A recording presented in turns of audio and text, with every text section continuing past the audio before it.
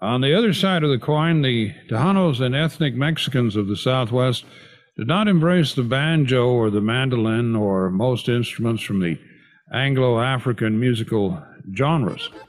The Mexican violin was influenced mostly by the Spanish, then later by the French, as in mariachi music. One could say that the musical influence was really more Tex-Mex, or should I say Mex-Tex than Tex-Mex. The Spanish had brought their own colonial and medieval instruments with them, such as the vihuela and the guitarrón and various Mexican harps. The tide of musical influence, however, was about to make a dramatic shift now from north to south. During the middle 1800s, military bands became very popular with the army and also with local town officials, and even Pancho Villa had his own as well. Politicians had learned how to make music work to their advantage. There was a lot of brass and wind instruments in these bands, so when the German migration became significant, especially to northern Mexico, the Teutonic umpa sound more or less took over.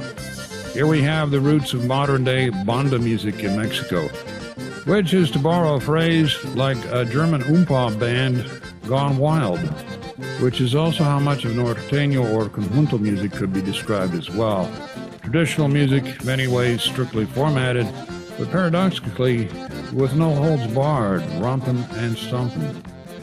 It was the German immigrants to both Mexico and Texas that were the causative factor that went into making the Tex-Mex sound that we still know today. German and Bavarian immigrants had fled to northern Mexico ever since Texas seceded from the Union back during the Civil War. They, for the most part, were very anti-slavery and much at odds with the Confederacy. They also had kept many of their musical and other traditions alive and functional. The great land rush and development of the border region, especially the Rio Grande Valley, lured many from the Midwest to Texas. And also during the Second and First World War, Germans experienced discrimination. Many thought it wise to get out of Dodge or leave the United States. Curiously, Mexico has been starved for immigration for most of its history, and the hard-working, well-educated Germans had much success there.